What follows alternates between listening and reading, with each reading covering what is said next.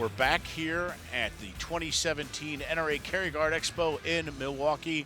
I'm here with Logan Metesh. He is a firearms specialist with the NRA National Firearms Museum and the NRA Museums.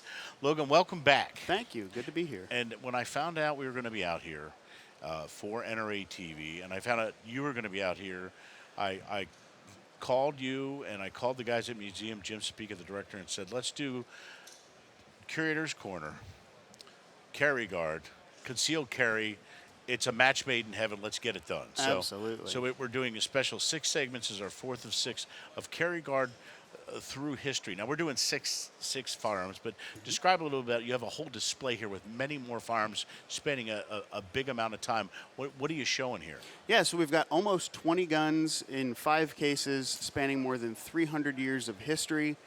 So we're kind of telling the whole story of how you get to what we have today, because you don't have these designs unless the designers today can look back to history and see what to build upon and improve to get today's concealed carry guns. Yeah, and all around us here, as we look around here at the Carry Guard Expo, is the latest technology in firearms and ways to conceal and tactics and everything. And you're right, we had to go from the earliest firearm we saw, the Germanic ball butt dag, this big ornate thing, up to where people are today, and this technology has evolved all through the years and all through the ages. It's really neat stuff. So we're just kind of hopscotching through here, folks. This is 6, but there's many more, and these can all be seen at the NRA National Firearms Museum or online. So don't worry if you don't see them all for Curator's Corner. You can see them all. But what are we seeing here now? What's number 4? So this is a neat piece, and first and foremost, we got to address my goofy-looking fingers. Yeah, I was going to say, what happened to your gloves? Yeah, so if you've seen our Bryce Poe episode with the Remington Double Derringer. The last segment. Yeah, the last segment. The general sweated all over his armband, and I got a little bit of his sweat DNA on the gloves. They turned a little funky looking, so we turned them inside out to get them fresh looking. And you wonder how he got sweat on his wristband. He was flying how many combat missions with this thing strapped to his wrist? 90 of them. Yeah, in Korea. I bet you was sweaty in that cockpit, I'll tell you what. Absolutely. So. All right, tell us about this. So we're going back to the 18th century for this. Now, Flintlock design. This is a 4-barrel British Flintlock pistol made about, this particular model, about 1800, but it's a 1700s design with the Flintlock. And the problem you have with Flintlock and percussion designs is that it's a single shot. Right. And so it's laborious to reload. One and done. One and done, exactly. So in an era before revolvers and metallic cartridges, if you want more than one shot and you don't want to carry more than one gun, you put a bunch of barrels on it.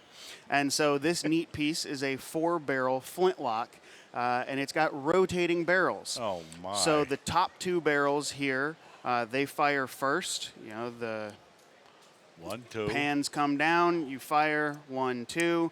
They've gone kaboom. You grab it, you pivot, and you spin it. Now you got 2 more. Bam, boom. And now you have to reload. So it's 4 times as fast. And 2 triggers. And 2 triggers, one for each barrel, or one for each set of barrels there. It's funny, Logan, we talk about technology and what people will try to do.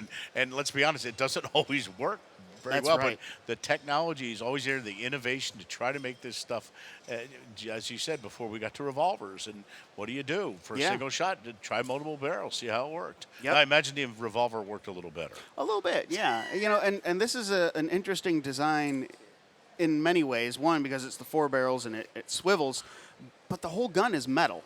You know, there's no wood, there's no ivory, there's no nothing. It is an all metal design. Your little business end there on the camera. And where was that manufactured? This is a British piece. Okay. Yep. So really, really interesting. Made about 1800. There weren't a ton of them made, but it certainly served its purpose. Yeah. It needed to fill the need at that time of multiple shots. Right. And like you said, before you get revolvers, this is one of the many ways that they're trying to adapt and figure out how to do multiple shots Very cool. at once. Thanks, Logan. We'll see you in the next segment. Thanks, John.